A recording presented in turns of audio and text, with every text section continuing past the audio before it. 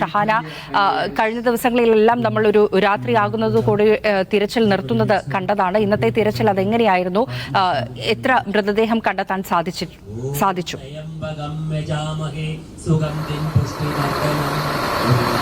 ഫാരിഷ, ഇന്നും തിരച്ചിൽ പുരോഗമിച്ചത് മുണ്ടക്കൈ ചൂരൽമല പ്രദേശങ്ങളിൽ സ്പോട്ടുകളായി തിരിച്ച് സാധ്യതകളുള്ള ഭാഗം മനസ്സിലാക്കി ഈ സ്പോട്ടുകൾ കേന്ദ്രീകരിച്ചായിരുന്നു പരിശോധന തുടർന്നിരുന്നത്. മുണ്ടക്കൈ ഭാഗത്ത് നിന്ന് ഇന്ന് ഒരു ശരീരഭാഗം ലഭിച്ചിരുന്നു.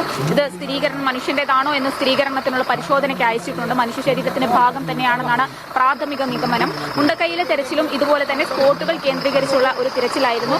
ഒരു സ്പോട്ടിൽ ഈ ദുർഗന്ധം വമിക്കുന്നുണ്ടായിരുന്നു. ആ സ്പോട്ടിൽ കേന്ദ്രീകരിച്ച് ഹിറ്റാച്ചി ഉൾപ്പെടെയുള്ള സംവിധാനങ്ങൾ ഉപയോഗിച്ച തിരച്ചിൽ തുടർന്നിരുന്നു. ഇതിനോടൊപ്പം തന്നെ സ്നിഫർ ഡോഗുകളെയും എത്തിച്ചായിരുന്നു മുണ്ടക്കൈയിലെ തിരച്ചിൽ പുരോഗമിച്ചിരുന്നത്. മറ്റൊരു കാര്യം, ഇന്നലത്തെക്കാളും കുറച്ചുകൂടെ നേരത്തെ തന്നെ തിരച്ചിൽ അവസാനിപ്പിക്കേണ്ട സാഹചര്യം ഇന്നുണ്ടായി എന്നുള്ളതാണ്. കാലാവസ്ഥ അല്പം മോശമായി തുടരുന്നത് കൊണ്ട് തന്നെ 4:30 മണിയൊക്കെ ആയപ്പോൾ തന്നെ മുണ്ടക്കൈയിലെ തിരച്ചിൽ അവസാനിപ്പിച്ചിരുന്നു. റഡാർ പരിശോധനയും മുണ്ടക്കൈയിൽ ഉണ്ടായിരുന്നു. ചൂരൽമലയിലേക്ക് വരുമ്പോൾ ഇന്നലത്തേതുപോലെ തന്നെ ഐബോർഡ് പരിശോധന തുടരുന്നുണ്ടായിരുന്നു. എന്തെങ്കിലും സാധ്യതകളുണ്ടോ എന്നുള്ളത്. മറ്റൊരു പ്രധാനപ്പെട്ട കാര്യം, നമ്മൾ കഴിഞ്ഞ ദിവസങ്ങളിലെല്ലാം കണ്ടതാണ്. ചൂരൽമല പുഴ 2 വഴികളായി തിരിഞ്ഞു പോകുന്നതായി നമ്മൾ ശ്രദ്ധയിൽപ്പെട്ടിരുന്നു.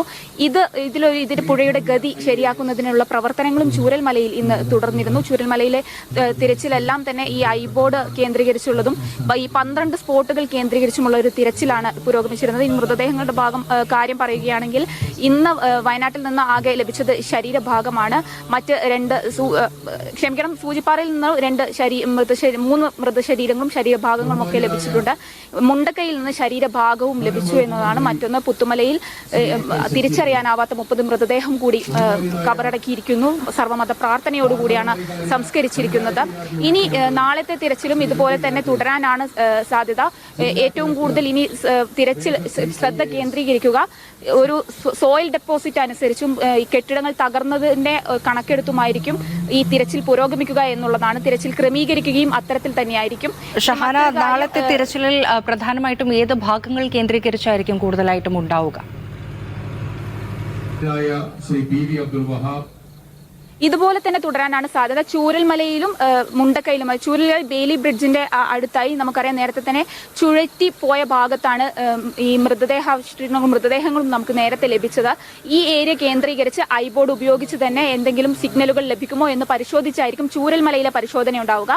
ഇനി മുണ്ടക്കൈയിലേക്ക് വരികയാണെങ്കിൽ മുണ്ടക്കൈയിലും സ്പോട്ട് ചെയ്തിട്ടുള്ള ഏരിയകൾ കേന്ദ്രീകരിച്ചായിരിക്കും NDRF-ഉം സൈന്യവും ഈ സ്നിഫർ ഡോഗുകളെയൊക്കെ എത്തിച്ച് പരിശോധന നടത്തുക. ഇതിന് പുറമെ സന്നദ്ധ പ്രവർത്തകരുടെ പരിശോധനയുണ്ട്.